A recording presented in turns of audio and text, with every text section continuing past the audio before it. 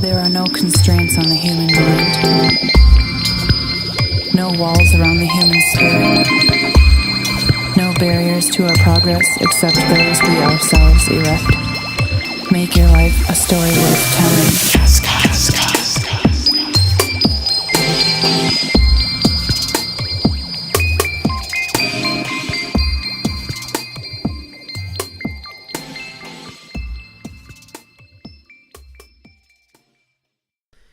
Okay guys, and welcome to Kazcast episode 17. Today on the podcast we welcome Mike Mullen. Mike is an ex-professional BMX rider who has competed all over the world. In 2014, 2016 and 2017, Mike became the UK BMX Halfpipe champion. Mike has taken the life skills that he has learnt from BMX and has applied them to his BMX Academy. Mike currently takes his academy to schools and teaches young people about the challenges he has faced and how developing a growth mindset has helped him overcome them. So thanks for coming on, Mike. Appreciate it, mate. That's wicked. It's great to be here, Cal. Looking forward to it. Cool. Nice one. So let's go back to the start, mate. So when did your passion for BMX first begin? Well, that's going back a long way, really. About 32 years ago.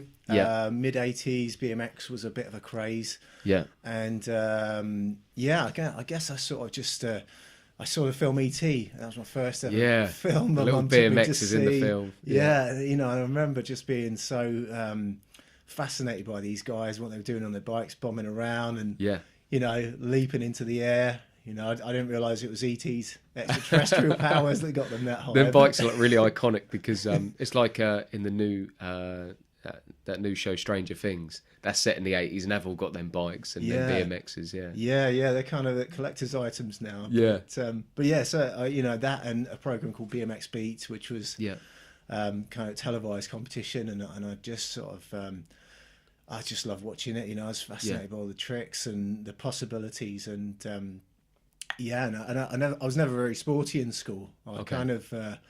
But suddenly when I saw BMX, it was like a sport that was sort of creative, and I love being creative in school. Yeah. So so I just asked for a bike for Christmas, and went out there, just started trying some of these tricks, and it was just amazing, really. I haven't really stopped since then. Awesome. It's given me that kind of identity, and it's such a great sport. I mean, in terms of it sort of fits into that realm, and I think some young people and teenagers, it's great when they find these sports like BMX and skateboarding and skating, because it's something different. It's different because I think some children at school think, if I'm no good at football, then there's nothing else for me. But like you say, it gives you a whole new thing. It's so creative. You can be getting your own little world almost. Oh, totally. Yeah. I mean, I'd have, thinking back, I never thought I was doing a sport, to be honest. I just, I'd go out on my bike and it would just be something I did. It was what me and my friends did, and you kind of go on adventures, and you end up, learning all sorts of tricks off each other and riding all sorts of places, getting into all sorts of situations that that character building stuff, really. So it's only really now looking back at it that I thought it kind of is a sport, really, especially nowadays. Awesome. And so who were your inspirations growing up, sort of what like riders, and sort of who inspired you when you were watching it? Well, I mean, some of these names might not mean anything to your listeners, but there were three main guys, really. And the first main guy was Matt Hoffman, who I don't know, when we spoke before, you mentioned you'd played the Matt Hoffman game on the PlayStation. Yeah, that's right. He was like the Tony Hawk of like the BMX. Absolutely, yeah. So kind of late 80s, Matt Hoffman was this like 15-year-old kid from America, just suddenly just was incredible, and doing all the tricks. And I saw a video of him the other day back in the 80s, and all the tricks he's doing there, it's taken me like 30 years to learn. And I'm like, he's 15 and he's learned them all, like in a short space of time. But Matt Hoffman was just, he was kind of everyone's role model, and he he was the groundbreaker. He was like the What was it about Matt Hoffman then, do you think, that made him so good? Did he have this natural talent, or was he a really hard worker, or do you think that's a bit of both going on there?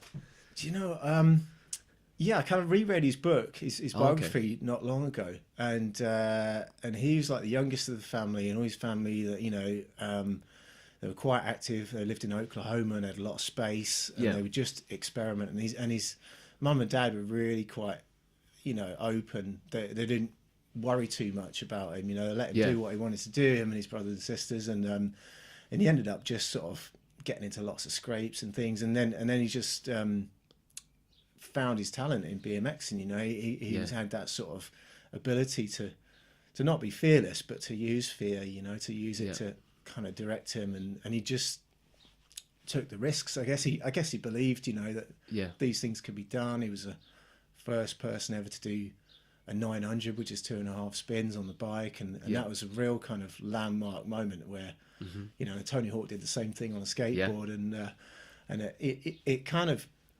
in a way, I guess for me, Matt Hoffman unlocked possibilities in tricks, but then also in other sort of realms. Like there was, in the 80s, BMX was a massive craze, and then it kind of died. Something else came in, mountain bikes or rollerblades or something. It was a craze, and so all the money went from the sport. And sponsors, magazines just disappeared. So there's this best guy in the world. There's no competitions. Really? The bikes were weak and they were breaking, and he decides, look, I'm going to start my own competition series. I'm going to make my own bikes that are really strong to cope with today's tricks. So he must be really. He's like the godfather of BMX then, because so you think without him it might have been a little bit different today? Do you feel like because of him he really pushed it back in? Yeah, I mean certainly for me and my mates, we would just, the oddballs down at the park, on these BMX bikes. People think, what are you doing riding those? But we just were like, no, our heroes ride these, and we started making our own ramps, putting our own jams and competitions, and kind of following that pattern. And and over time that kind of grew, and it became a little bit of a subculture. After a BMX had dipped down in popularity, it was, you sort of knew everyone really, and that was that was created its own little community of people. You go, I remember being 18 years old and leaving the country for the first time, and going to Germany to the World Championships. And you'd meet people from all over the world. You couldn't speak a word of their language. They couldn't speak a word of yours.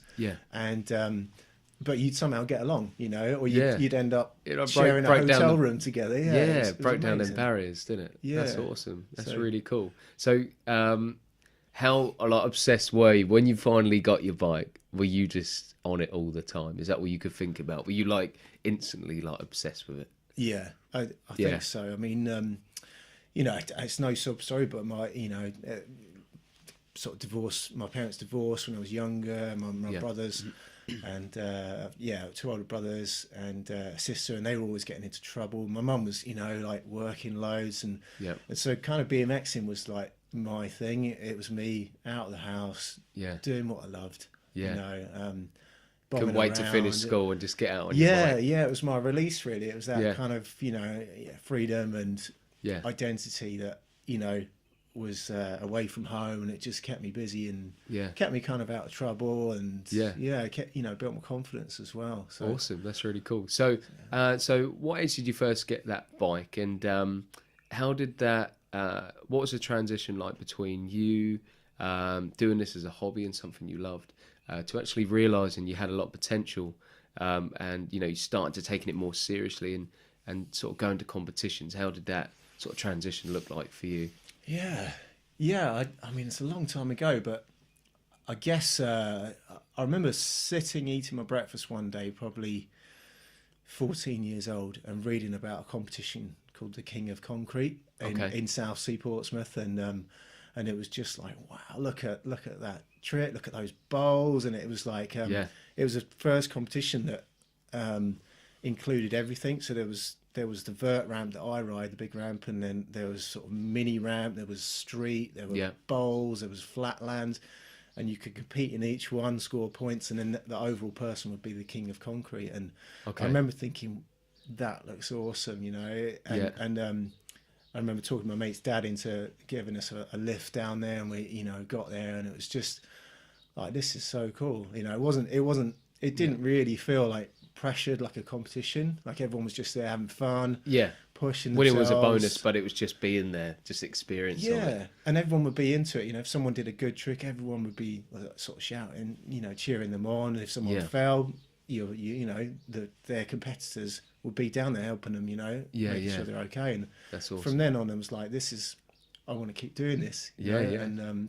And so it I started thinking, how am I going to do this? How am I going to work through the beginners groups? And, you know, and luckily after a while, I managed to meet a guy who gave me a bit of sponsorship, and I was sponsored by Vision Streetwear and Harrow Bikes. So it kind of, and he taught me a lot about how to sort of prepare yourself for a competition, how to recover from injuries and things like that. So slowly it changed from a hobby into being a bit more of a, not so much a profession, but, you know, you're kind of taking it to a different level and looking at it, you know, in terms of competition. Yeah. Okay, cool. And how did you decide, like, what sort of discipline in BMX to get into? Because do some people, you know, just decide, okay, I'm just going to do street? Some people are very attracted to the vert ramp.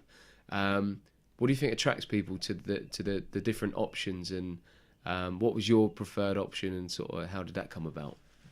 Yeah, I guess when I started, it was you'd do flatland, the tricks on the ground, or you'd do the halfpipe. Yeah, and it just happens that where I lived in Sutton, down in South London, we just had this little concrete bump, and then one day we came down there and they were building a halfpipe. They were building a vert ramp, and it was like 9 foot high, but only 12 foot wide. You know, it was really narrow and rickety, but we just rode it and just stuck to it. You know, and I kind of and looking back, you know, it was the only thing I was good at, BMXing. You know, I love BMXing, I love art and you know, getting creative. But it just meant I did it a lot. You know, and even in the winter, you know, my mates would be, no, it's too cold. You'd be I'm out not going there. out. You know, it's going to be dark in half an hour. And I'd be down there. You know, and I kind of developed a bit of a discipline around it. Like, I'd go and I'd have like 2 or 3 things that I wanted to achieve that day, a certain trick, you know, and I'd have sort of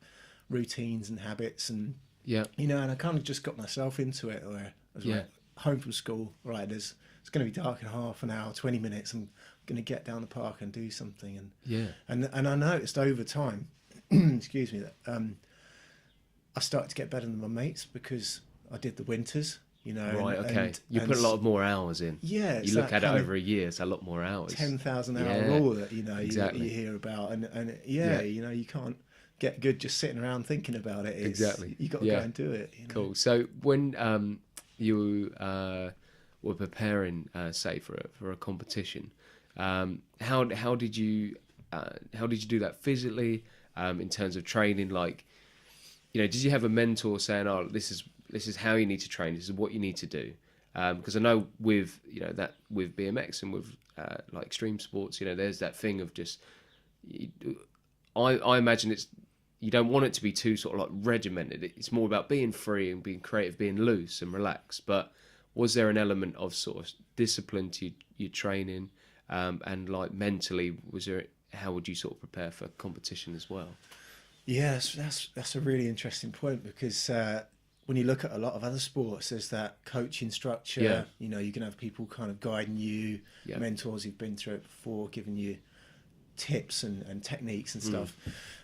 But yeah, I guess that wasn't really there in the early days. You like, all I did when I was you know, early teens and even sort of into my 20s, it would just be like, oh yeah, I want to go to that competition, I want to try this trick. You know, there's like a certain trick you'd have in mind, or like cut like 2 or 3 linked together on the half pipe. So you normally have about 18 tricks on the half pipe, 18 turns. So so you'd be like, yeah, I just want to do that trick, and you wouldn't do much else apart from that. Which, looking back on it, you know, it's changed now for me because I've got older and wiser, and I've spent quite a lot of time working with people from other sports, other athletes, you know, Olympic athletes and world champions in other sports, and I've realised how to do it properly, you know, and so when I kind of went back to competitions later in life, it was, you know, a whole different approach. I knew all the tricks that I wanted to do. I'd visualise the run on the ramp. I'd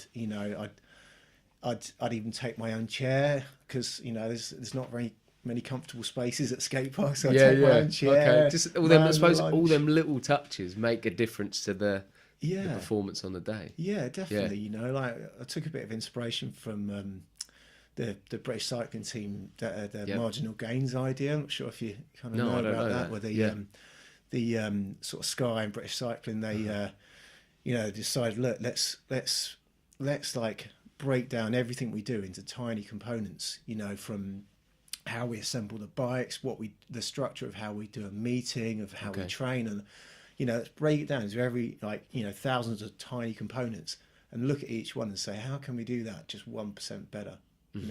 How can we be 1% more efficient when it comes to this? And then you put them all together. Yeah. You get a big result. So so for me it was just there's no, and especially with that sport, there is no cutting corners to getting good. I mean, and that's sort of what I wanted to ask you about next. Now, obviously with BMX and with skateboarding, them sports, sometimes you might have a bit of a bad slam, or you get a bad injury if you go down. There is that element of risk with the sport. After you had a bad injury, how did that affect you mentally, coming back? Is it difficult? Is there mental blocks with tricks? And how did that work for you coming back from a bad fall? It's tough, on the half pipe you kind of get into a rhythm, so you don't fall that much, but when you do, it's normally bad, because of the scale. These ramps are sort of 14 foot high sometimes, and you're going 10 or 11 sometimes above those ramps, and you make a mistake, it can be bad. It really hurts, But I mean, having said that, I've had a lot of my worst crashes just riding down the street, or just in everyday life. Not competing. Silly things. I've really hurt my knee a couple of weeks ago on a 4 foot high ramp, and it was just exactly. This is insane, but certainly there's been a few times in the past on the half pipe. My worst accident was in I think it was '97 at the World Championships, and I and it's my own fault really. I went out partying the night before. I didn't do the preparation and just tried to get on the ramp and thought I'd be okay, and I messed up, crashed a trick called an Indian air. We take both feet off and you swing them over the bike, and didn't quite get them back on. Instead of getting back to the pedals, I kicked the seat, so the back end of the bike spun away from you. Around, and I just headbutted the floor, broke my collarbone, and knocked myself out. So that was a big slam, and I remember coming back from that, and the physical scars heal, but the mental scars take a lot longer. So it's it takes a while, but it's you get there, and it's part of the risk. You have to, I guess you have to make those mistakes in BMX to make those big leaps in improvement. You're never going to get you're never going to improve and never fall and never crash. Absolutely. Sometimes you have to to push it. It's getting that where you're right on the edge, because you're trying to figure out more difficult tricks. I suppose you have to go to that point of where there's a lot of risk involved, but occasionally I suppose you just have to be smart about how often you do that, how often you push it. And that's a really good point, because extreme sports is exactly that, isn't it? It's extreme. It's finding those limits for you, and and it might, it doesn't mean that if you ride BMX or you surf or you skate or something that you've got to do the world's best trick, but everyone has their own limits, and when you can start to explore those, you can have those mistakes and crashes, but more often than not you're going to break through it, and that's where the euphoria comes in. There's that sense of, wow, I did it, I actually did it, I couldn't believe that was ever possible for me, to do that trick, jump that far, I never thought it was possible, but then it was, and something about that becomes addictive. That's why people throw themselves off bridges and bungees and out of planes, because you're like, wow, if that works, wonder what else I could do, wonder what else I could achieve, and that for me is why you've always done it. I suppose did you get hooked on that at a young age, just doing those figuring out more tricks and more tricks, and like you say, Yeah. there's that feeling and that buzz you get from that, and that sense of achievement. Yeah, It pushed you on even further. it's kind of self-belief, really. You know, when you can do something like that was just an idea, and turn it into reality, and you start thinking, well, I wonder what other ideas I could make happen. You know, and for me, when I go and give talks in schools, it's sort of about that, really. That I did this with BMXing, but then it gave me belief that I could do things with my schoolwork or ideas, or kind of, whatever job I wanted to do. Why can't I do it differently? Do it like this, because that would work better for me. So you kind of start to shape your own life. Awesome, yeah, cool. So going back a little bit to competition. You said earlier about you got you went to the World Championships and like competing. How did that come about in terms of getting, because I don't know how it works in terms of you getting invited to that, or do you qualify for that? And how did that work for you? And where did you get to travel? Where did BMX sort of allow you? What places did it allow you to go to? Yeah, it's some really cool places. I mean, the structure is sort of changing now a little bit, but back then you'd normally have a few events in the year, and like regional competitions or national competitions, and then there'd be a World Championships, and more often than not, you didn't have to qualify to go. You could just turn up at the Worlds, and there'd be a qualifying round at that event, and then the top 10 would go through to the final. So it's quite open, really. But I started to travel, and I've been to lots of different places, and after a few years, I managed to win like the amateur World Championships, and then about 4 years after, it was the master class, which is kind of like the just class before professional, and then I got asked to join a team called Team Extreme, which was a display team. And that really, that's kind of more of a highlight for me, because we suddenly I was going to events and I was paid to ride, and not that BMXing's about money, but you could get by doing what you loved, and putting on a show, and that's all you want at that time in your life. Like you say, that is all you wanted. It was like being in a rock band, like traveling around, group of guys, world. Best mates, just having fun. Totally. That's awesome. And it was like that took me to all sorts of, I've been to Canada, to South Africa, China, Bahrain Grand Prix we did once. We did World Sports Awards in Monaco on the stage, like celebrity audience. It was quality. I mean, any big names? Things. Have you ever performed in front of any big names? That one for us, it was Monaco World Sports Awards. There was Prince of Monaco. There was Michael Douglas. Morgan Freeman Schumacher was there. Boris Becker. All these people. Did you get some pictures? No, they kind of kept the riffraff, from all the stars. We were backstage, but it was really awesome to sort of do that. And that's so cool. The coolest thing was that the next year they introduced a new category for Alternative Sports Person of the Year. And so, I hope we, influenced that in just a little way, because it was traditional sports before that. Now someone who's a snowboarder or surfer, BMXer, rock climber can get recognised in the same way that a footballer or a tennis player would. Yeah, awesome. As I read in your read out in the introduction that it was 2014, 16, and 17 that you won the BMX Halfpipe Championships in the UK. Yeah, is that something you always had as a goal? And when you first won it in 2014, did you sort of think in your mind that you had a real chance of winning this? What happened sort of in previous years in that competition, and what was that feeling like when you did win in 2014? How much did that mean to you winning that? Yeah, it was a bit of a renaissance, I guess, a resurgence in my career. Right. To be totally honest, after I'd won the Masterclass World Championships, I think it was 98, and then I started doing a lot of shows and displays, and then that sort of took over, and a lot of times there would be a competition, there would be a show, so you'd think, okay, look, clashed. I've I've got to make a living, you know. And so you'd end up doing the show and you miss the competition. So I sort of dropped out of the competition scene a bit for quite a long time. I dabbled here and there. So, but from probably,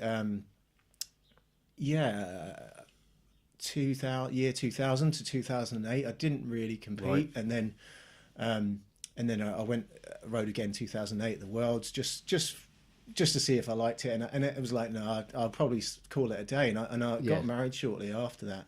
Bought a house and thought, this is time to settle down, you know, this is okay. All right. You know, I best do the grown up thing. And then, you know, I found myself like Sunday mornings waking up and feeling a bit like, you still had some more. You still had some. Yeah, there was something in it, you know, like I love Trainspotting as a movie. And there's that like quote of, you know, wondering who you are on a Sunday morning, you know, like you're doing DIY and thinking, how did it get to this? And, you know, and I was like, you know, there's something left. There's something in there still. Yeah. And then the competition scene in the UK had kind of dipped down a bit in the halfpipe because it's a tough discipline. It takes a while to get there. So kind of skate park and street side of things are fast. You learn those faster. So those are really popular. Someone started a halfpipe series, and I think it was 2012 or 13, and I remember thinking, right, yeah, I'm gonna go just sort of see everyone I used to know and stuff. See where you're at. And I remember, like, it's crazy what your mind does to you. You know, I remember driving to the competition thinking, I shouldn't be doing this. And there was like a guy behind me. And this is the old days. I shouldn't be doing it now. In the car, he was in a cap. I bet he's going to be better than me or something. You know, your mind just jumps away, runs away. And I remember getting there, being really nervous, saying to the organizer, "Oh no, I don't want to do it." And he said, "Look, just do what you do. You know, don't push yourself. Just ride." And I rode, and you know, and I got 7th, and it's like, oh, okay, all right, that's where I'm at. You know, out of about 15 guys, and then the next competition was like, no, I've got more than that, and I just dug in. I practiced. I bought a new bike, and I got 3rd, and then by the end of that year, I won a competition. Yeah, you know, and it was just because I wasn't happy with the previous result. It was like, I know there's more, you know. I know if I actually do some of the things I know now, get myself fit, you know, stay off the beer for a few weeks before, and you know, and actually sort of think about what I want to do. That's really cool. Get really focused, and I'd get there early. I'd be first on the ramp, you know. And so I could like go through all of my tricks, get comfortable before people turned up, and the nerves started to kick in, you know. You got all that sort of that energy out. And I suppose that now you were coming at it from just a whole new approach, a new mindset. Totally. So it was like totally different. I was organised. You was organised. Yeah, you know, like more of a like mature approach, I suppose. I suppose like when you like you're first starting out, you're just going off just pure energy and excitement, and just you know you don't think so much about the consequences, and then later on you perhaps don't have as much of that, but you have a more mature mind, and like you say, you was able to structure it better and come at it more professionally, sort of thing. Oh, absolutely, yeah. And you know, understanding your mindset a bit more, and being able to like realize when you're getting a bit anxious, and do things to settle your mind, and realize everyone else is probably feeling it as well, and just you know, keep it together. And so really, you know, long story short, that just accumulated into wins, you know, and I started to get, you know, first and seconds more often, and then I won the championship, and it was like, man, I never thought, like, you know, like sort of 16 years later, I would be like winning a pro championship. That's so awesome. So what's that feeling like when they said that you'd won? Were you like, I mean, were you just sort of, you couldn't quite believe it, or how did you feel? Do you know, in all honesty, it was kind of one of those rich moments, you know, like you know, a lot of kids when I go into schools, they say, "Oh, you must be rich. Are you rich? Have you got a Ferrari?" You know, like, where's your Lamborghini? I can't get bikes in that, but it's not very practical, is it? No. But like I say, you don't make a lot of money in these things, but you get rich moments when you follow your heart and you do that thing you love. You get those experiences. Yeah, they last forever. Them moments, you know. Yeah, they really do. Yeah. So 2016 and 17.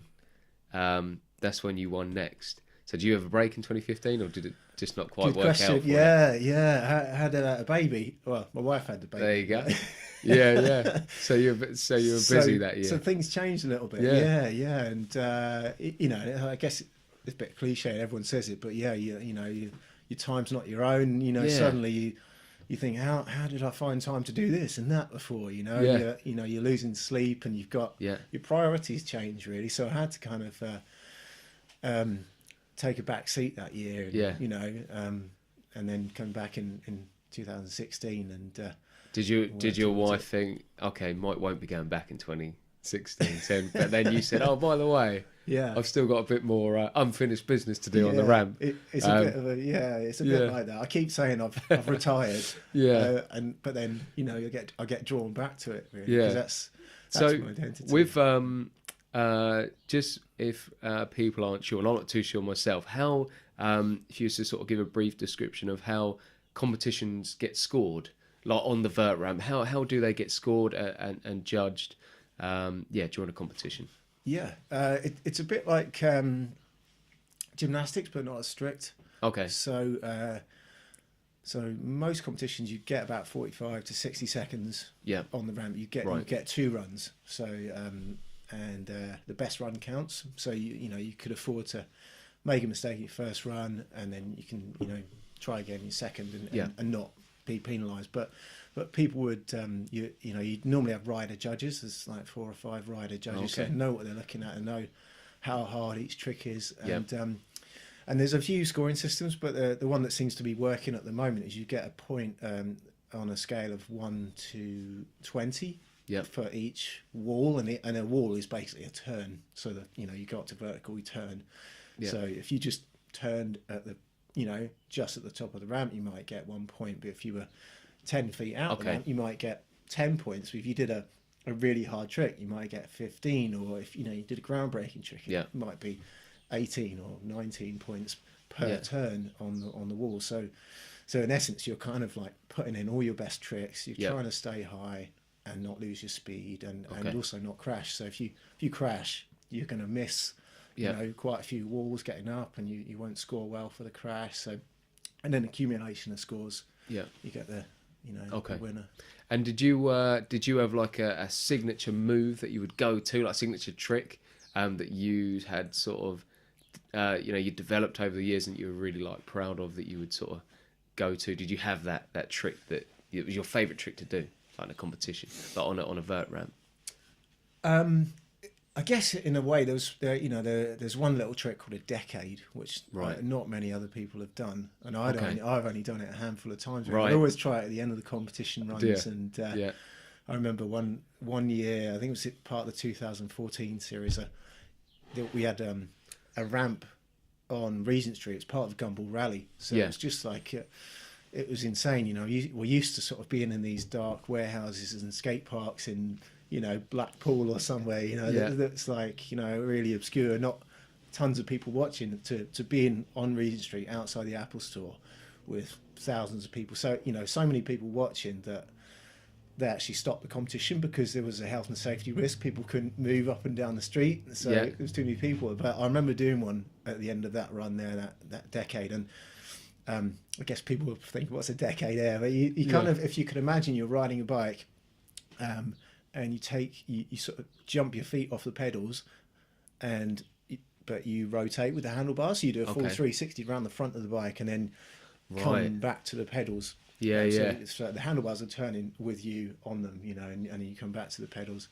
So, but I guess probably my strength in the competitions was staying high, like keeping the height up there, and being consistent. So the years of doing shows.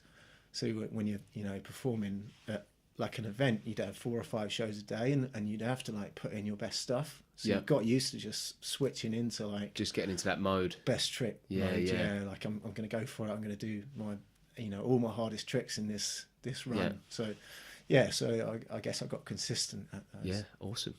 And I also want to ask you about which is really exciting, is that BMX is going to be in the Tokyo 2020 Olympics.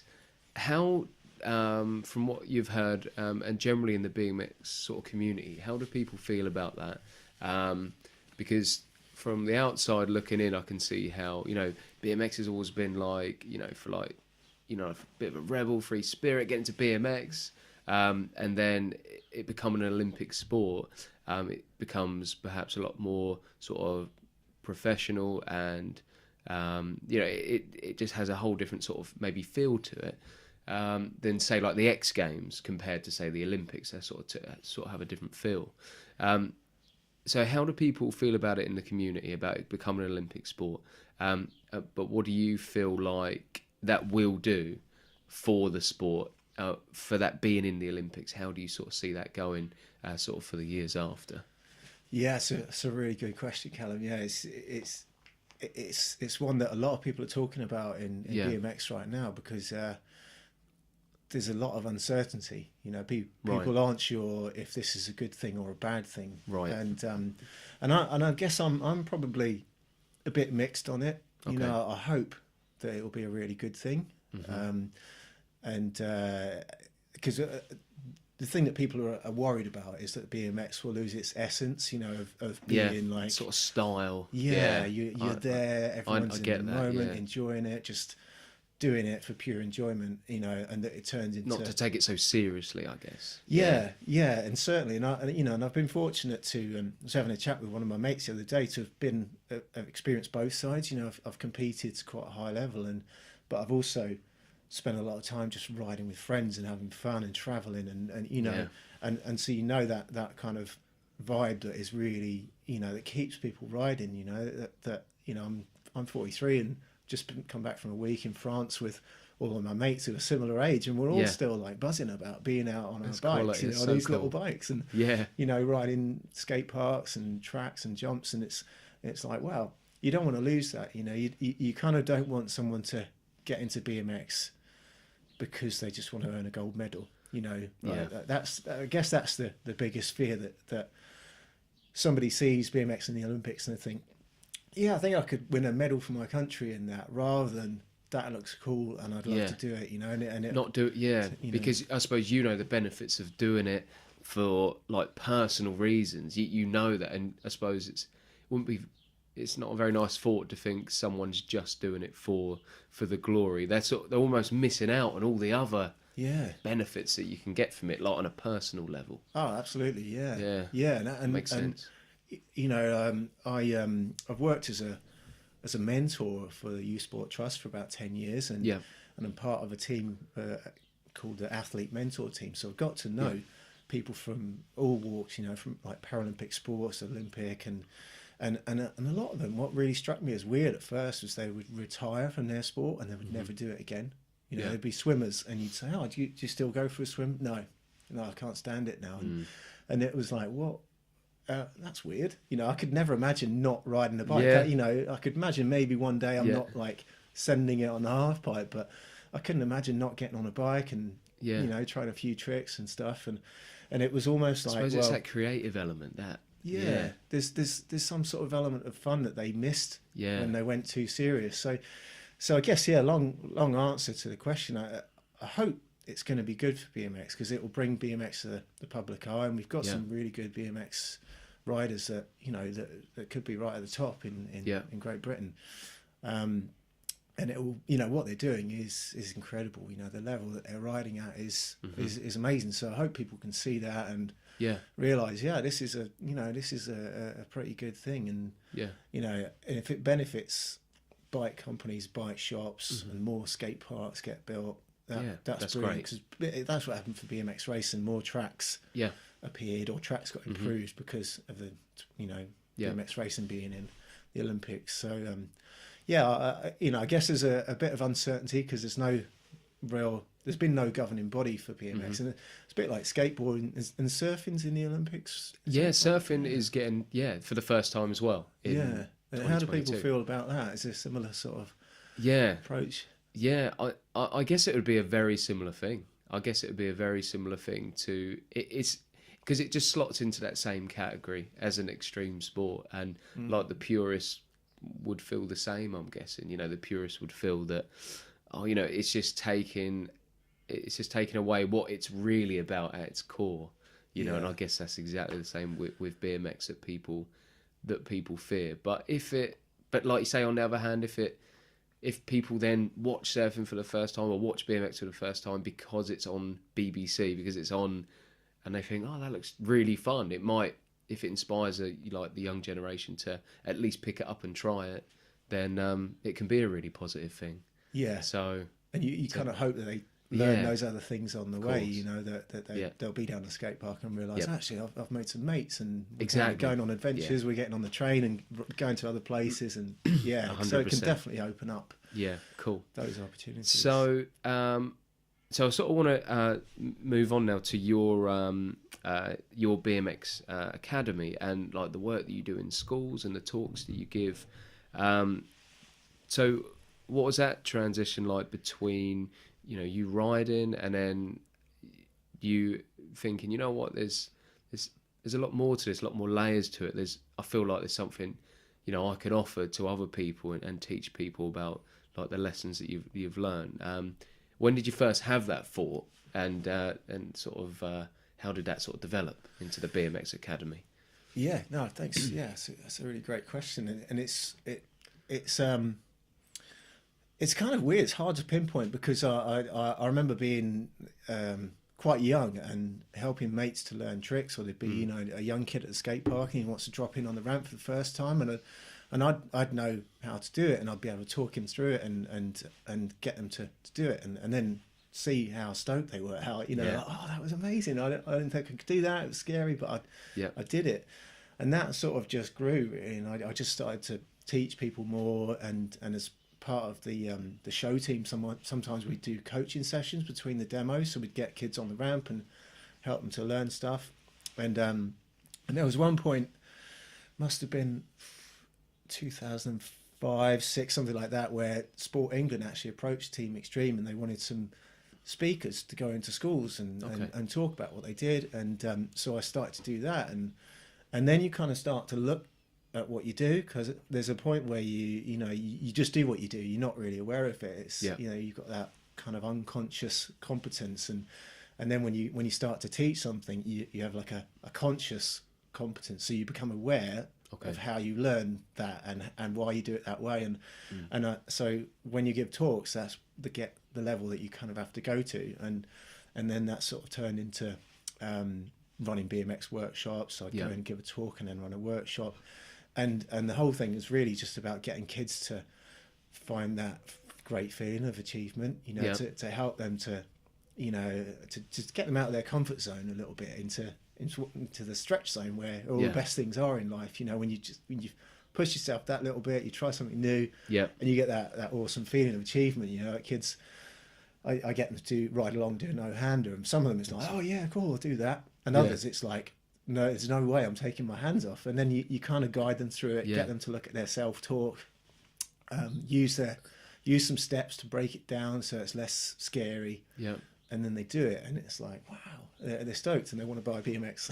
Yeah, that's so cool. So it's, you know, so for me, it's that. So it must be such a great feeling for you, seeing them just really enjoy it and have a big smile on their face. And and it's not something that young children get an opportunity just to randomly try. You know, it's something you have to actually get a bike, go to the park. So that's a really like cool experience for the kids when you go into schools and offer this, because it's something they would never try normally. Yeah. So absolutely. And the big things that you'll know from experience in schools is and schools always ask me, you know, say that these kids they need some resilience. You know, they give up too easily when something's difficult, or they're getting anxious and stressed, and so my workshops are trying to sort of build that resilience and confidence by kind of saying, okay, you're right, let's rise above this, let's go for it, let's give it, you got it, and then they try the trick with that confidence rather than going in with a fear. And when you can use that as a sort of habit, it's amazing what you can do, and it improves your well-being, because you're being active, you're using positive thinking rather than worried about everything that could happen. Exactly. So you do the assembly talks, so the workshops are different. Could you just explain to the sort of listeners about what are the sort of different things that you do, like different things that you offer? So most of the time I'll start a day with an assembly, and I'll share my story about being a young kid, you know, not particularly good at sports, no confidence, and then finding BMX and learning through failure, really learning by falling and building confidence. I talk about when I broke my bike and had to sort of learn a work ethic, washing cars to save up for a new one, and so on. So it's all about kind of how you can use a growth mindset to sort of transform your life, that you can make a difference, you can improve, you can make stuff happen. Yeah. And that's slowly just built in me. And so, that sets up for the workshop. So the workshops, I'll actually bring bikes in and I'll take a whole class. Yeah. We'll get them in some helmets and pads. And then I take, they do a few laps, just getting used to the bikes. And then I bring in some tiny ramps, like ramps that are like 2-3 inches high, and sometimes kids are just like, enough to get them off the floor a little bit. I'm not going over that, and other kids just must bomb over them. That's it. And, so but by the end of it, they're going over ramps, they're taking their hands up, they're standing up on the bike frame or the seat, they're doing all sorts of things that they didn't think they could do, and so, and then the reflection at the end is, look, how could you, what is there in the classroom that you think you can't do or you're not good at? What is there outside in life, something else you want to get good at? Sparking their minds just to see, this could help my maths, or this could help with this thing that I'm struggling with. Yeah, it's great. That's a nice thing about sports, because you can fail and get back up. You watch a rugby match or something, people get knocked down and they just get back up. But kid in maths might get a bad result or not understand something, and then just say I'm not good at maths, which is, and it's kind of almost like a pattern, the language you use to yourself is, it kind of guides you really, and so behind all of, the assemblies and the workshops, and also do staff workshops as well, kind of is getting people to realize they've got unconscious patterns, that have come through some experience or some sort of level of thinking, and it's guiding them, and they're not really aware of it, but you can, once you become aware of something, you can start to change it or improve it. So that's the kind of that's really cool idea. How nerve-wracking was your first one, like going to a school, doing your assembly? Was that something you found quite you were comfortable with, or did you know? Because, and also you must have to change your style a lot when you do staff, like adult stuff, to when you're going into schools, you sort of have to adapt your body language, your voice, your tone of voice, your sort of approach. Do you feel like you've improved a lot, like when you first started to now? Was it quite a nerve-wracking thing when you first started? Yeah, it is quite nerve-wracking. I mean, they say that like public speaking is one of the number one fear. Dying is number 5 or something. So people would rather, that's right. Die than speaking in front of a group. But so I, really difficult at first. But I kind of when I remember being in my early 20s, and I used to love watching Steve Jobs. I don't know if you ever seen like some of the Steve Jobs presentations, and there'd be a new product, and a guy called Tony Robbins who's been a big inspiration. And I'd watch videos of them on stage and think, wow, so confident. I don't know what it is. There's some sort of charisma or energy about them. And so I kind of tried to model myself a bit, learn what I could from them about like a performance, because it's basically, you're going to give a talk, it's effectively a performance. You've got to capture their attention. You've got to go with it's a a good performance, energy. a show, and it's a form of sort of, like you say, an entertainment in a way, because you are you want to really capture their imagination early, don't you? And nowadays kids, attention spans are shorter. So really short. You've got to mix it up, like, so there's a bit of talk, mix it up, different picture. There might be a video, might get a teacher out to teach them a trick, there might be some questions, so it's kind of you're almost looking at it like a producer would at a film, to try and kind of keep the story going, but make it entertaining, make it cool. Have an impact. Awesome, good. And have you had some really great feedback from from parents and like children who've taken up BMX through your like academies and stuff like that? What's the feedback been like since you started? It always amazes me that how much feedback I get, and start great. I've had staff say I've taught for 20 years, and that was the best assembly, the best day in school that I've had. Awesome. And that keeps you motivated. Yeah, totally. It keeps you for the next one. You're like, okay, great, let's go. Let's keep it going. Let's keep the positive energy going. And I mean, I guess in a way I'm fortunate because I do something I love, but I always think, you know, if you're following your heart, if you're like following that passion, if you've got something, you'll find a way to make it work. You know, you don't have to know how all the dots join up in the future. I think Steve Jobs said something like that. You know, you just have to go with that energy, that belief that I like this, and if you like it, you know, you'll kind of attract the right sort of people and circumstances, and that's pretty much what I've done. You know, I've worked in cinemas, serving popcorn and stacking shelves, and realised, you know, this is fine, but you know, I know that there's something else, and I know, you know, you can kind of, you know, you can feel it. You can enjoy a work. You know? It doesn't have to be a chore all the way. Exactly. If you can enjoy what you're doing, there's no better feeling, is there? Where you feel like you're going to work, but it's not an effort. You know, that's a really lovely thing when you because, but like you say, because you've done jobs that you know you didn't get that feeling from. You know, you didn't enjoy. When you do find something, the feeling's even better. You know, when you finally know, okay, I found something I really love doing here. Yeah. So that's great. I guess it's probably the same with yourself, with the podcasts and, you know, definitely all the other things that you do. 100%. And it's always, you know, when you start something new, it's always a little bit unsure. But as long as you've got that excitement, that energy, then it's amazing what it can turn into. You know, you've just got to, it's a bit cheesy, but it is just that first step is the hardest. And then once you get something going, it turns into something you didn't expect that it would. Yeah, you know? You've got that momentum you can then build on. Exactly. It, can't you? It's... Awesome, mate. Yeah. So I just want to, as we sort of come to the end, I just wanted to ask you what your sort of future plans were for the BMX Academy. And then I know we sort of spoke earlier about your new business off the podcast, this Champion Insight, which we haven't spoke too much about. So I don't know if you could tell us, your future plans for BMX Academy, if you've got any more, and then your new business, the Champion Insight as well.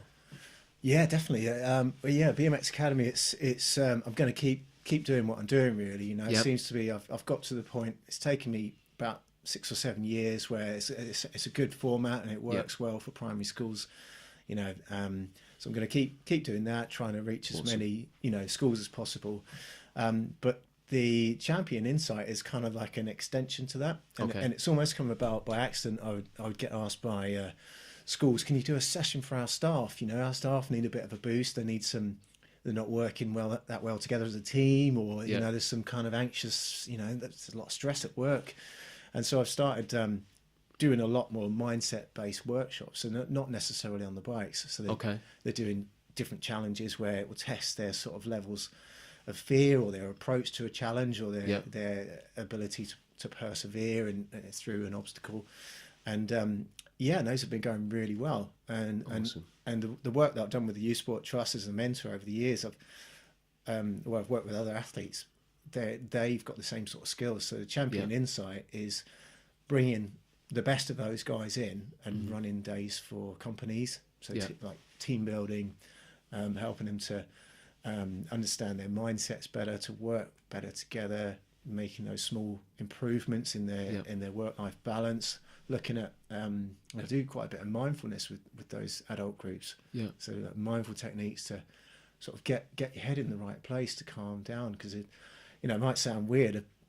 A BMXer and mindfulness, they don't always, you don't always see how they go hand in hand. But when you're at the top of a half pipe and there's, you need to be mindful what you're doing. That's for sure. You got to be in the moment, really, and that's 100%. That's what mindfulness is. And I guess perhaps your surfing is a bit like that for you. You're not worrying about what's happening tomorrow or thinking about yesterday. You're just I just think any sport, any activity you can get into where it puts you in the moment, especially now how we're distracted by so many things. We're distracted by screens and advertisement and this and that, and everyone's rushing about. Anything you can do, I think anything that can put you in the moment is great. Like I do judo as well, and when a black belt's got hold of you and flips you over and then starts strangling you, you can't think about can't think about anything else apart from trying to get out.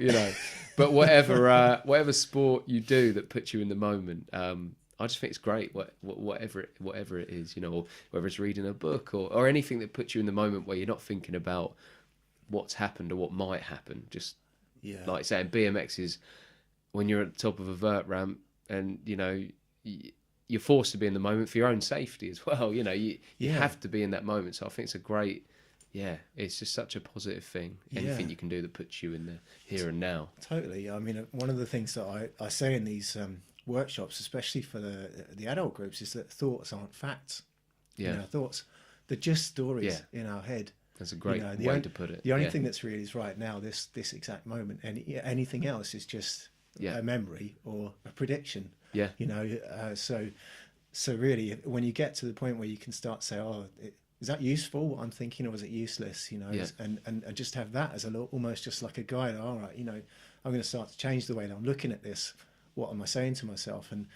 And I've, you know, when you can get people aware of their own thoughts, they can start to become almost an observer of their thoughts, and then realize, actually, is that going to help me move forwards? Is it going to help me, you know, or is it taking me away from where I want to get to? And it can be amazing when you start to look at that and definitely really unlock your potential. Yeah, love it, mate. Really cool.